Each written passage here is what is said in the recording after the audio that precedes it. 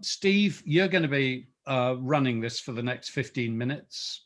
So you're going to present the Andi Emerson Award. We're going to meet Julian Dougie Douglas. And so he's got 5 or 10 minutes to talk. So over to you.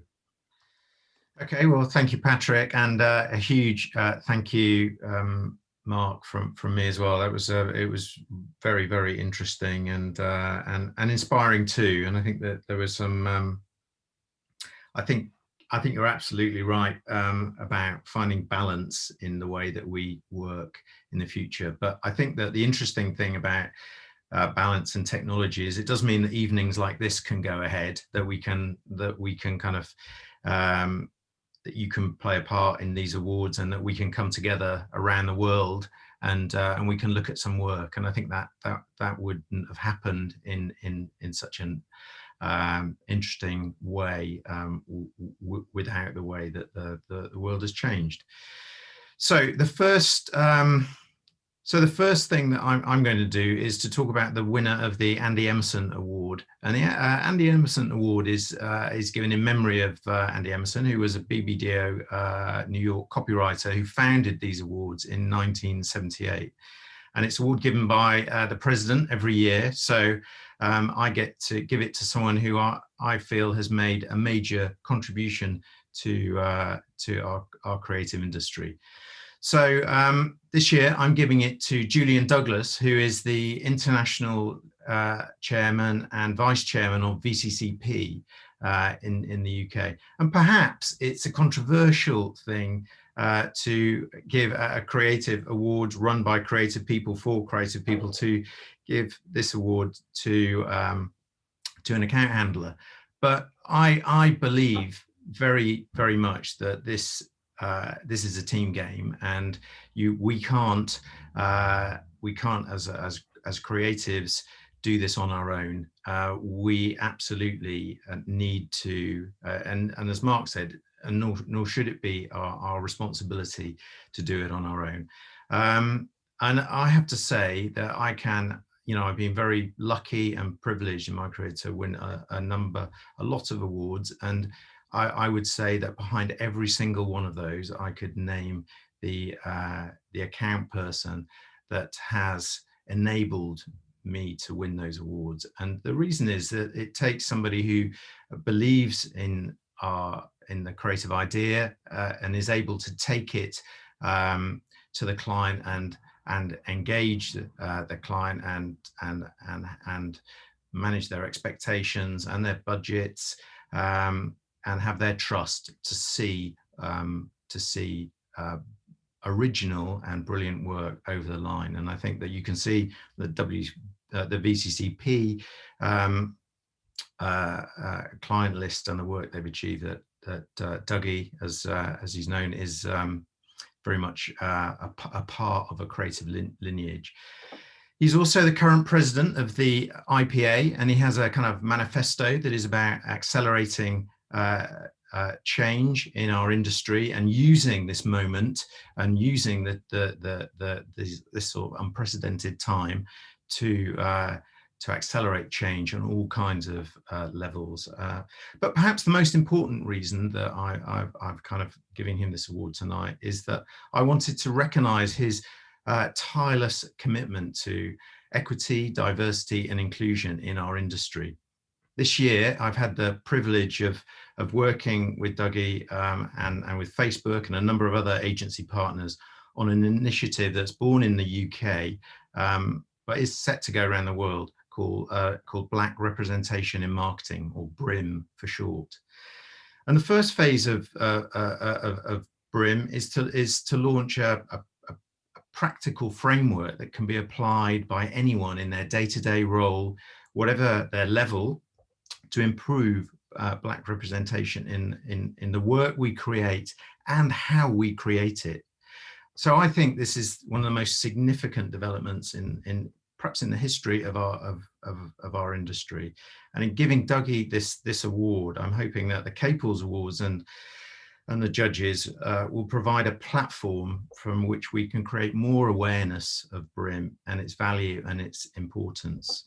So, I think that Dougie, you are a genuine leader in our industry. You're helping to shape it, and you're helping to define it at a time when it's never needed leadership so much. So with that, it's a privilege and a real pleasure to present this award to you tonight.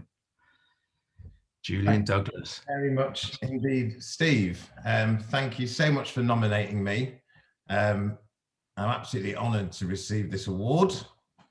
Here it is. So absolutely delighted, humbled and honoured, and thank you to Patrick for welcoming me into the Caples family. And as you've both said, this is a show, an organisation for creative people, run by creative people. So I'm especially delighted as an account handler, and I've gone to as you would expect, I thought I'd wear a suit jacket just to show that I am an account handler, but I'm absolutely delighted. And if I can take a few minutes, I would love to share my thoughts on creativity, but also some of the themes we heard of earlier on talent and collaboration too. First of all, I believe this is a wonderful industry. To work in advertising, to work in this industry means it's filled with talented, creatively minded misfits. These are people who look at the world slightly differently. We're people who ask the unasked questions, obvious ones, difficult ones, the scary ones. People who challenge the status quo and come up with innovative, unexpected solutions. So I love this industry. I'm delighted to be the president of the IPA in the UK. But how I got into it was somewhat unexpected. I've been working in the advertising industry in London more than 20 years ago. I'm from Manchester originally. I'm the son of a Jamaican father and Irish mother, and they had no idea what the advertising industry was. So growing up, neither did I. I had no idea what the industry was, what jobs were available, what role the industry plays in society beyond just commerce, and what talent's required for the industry to play that role successfully. Thankfully, I did find the industry for myself, and it has been one that's allowed me to thrive. I've loved every year, every day of my time in this industry, but I do wonder how many other talented individuals there are out there in this country, around the world, who haven't found it, who haven't enjoyed those opportunities, who haven't considered it at all. And I'm really passionate in my belief that if we're missing out on this talent, this is the talent we need to attract, to grant access, to make aware, to encourage and involve, to make more of the brilliant work we'll see tonight in the award show, to have the impact that we can have at our best. Because I believe from the climate crisis to social inequality, the world's never been more in need of creative solutions to difficult problems. And creativity is what we do. That's our constant. And it was brilliant to hear just now from Mark Reed, and I love his Highline example in New York. I think it really articulates perfectly what creativity is about. It's our ability to look at the world differently that makes us better at finding fresh solutions than management consultants. And I also know Rory Sutherland's spoken here before. And actually I've got on my shelf, I've got Rory's Alchemy book, and he's talked about creativity and our unique understanding of the alchemy that occurs when strategy meets human perception and our ability to make people think and feel and behave differently. I'm lucky enough that currently at the IPA, I'm working with Rory to do some real moonshot initiatives to prove the power of creativity. But again, we'll see that alchemy in the winning entries tonight, so I look forward to that. Interestingly, we talked about the fact this is a virtual event, and it's brilliant because it means more people can attend. But obviously that's been triggered by the pandemic. And I know lots of us internationally are still in lockdown. So you don't need me to remind you what an awful thing COVID's been on many levels, emotionally, economically, societally. But there has been the positive out of this pandemic. I believe it's delivered an inflection point. I believe it's delivered a discontinuous moment in time where all of us can and want to change things for the better. And I think you can feel that within the industry, you can feel it in client organizations, You can feel it in society at large. And so my Accelerate Opportunity Initiative is all about grabbing that, because I think we have this moment in time right now where, and it won't last for that long, whatever world we return to or move into, this moment will pass. So I'm really keen that we get hold of it and make those changes that we really want to. We've shown what we're capable of when we need to do it. You know, tech adoption in 10 years tech adoption in 1 year, vaccines made in months. There's so much we can achieve when we really have to. And I think there's also a moment of understanding the importance of each other as individuals, as people. As Patrick just said, we've just seen into Mark Reed's house. That never would have happened. You know, you can see into mine, you can see pictures of my wife and my daughter on that. There's a moment in time that we're living a slightly different life. And I just want us to be cognizant of that and grab that and actually make those changes. I mean, I've long believed we can achieve more acting together than acting alone. But after the last year, I really believe that to tackle the biggest challenges that we face, we can only succeed through collaboration. So as you called out, and thank you for mentioning it, Steve, something I want to invite everyone to join me on, and I'll put a link in the chat, is it's a brand new, brilliant initiative that's a result of an industry-wide collaboration called Black Representation in Marketing, BRiM for short. If you think the date, today is May 26th, so exactly a year ago in a day, a 9-minute video went around the world that absolutely united the world in their horror at the murder of George Floyd.